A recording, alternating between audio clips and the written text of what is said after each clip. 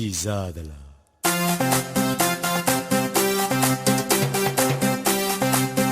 စိတ်တော့စိုးနဲ့ကြည်စားပြောပြ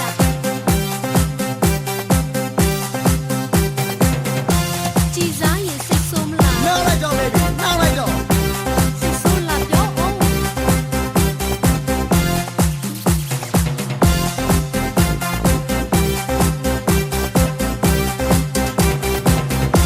ဒီရင်မလာပါ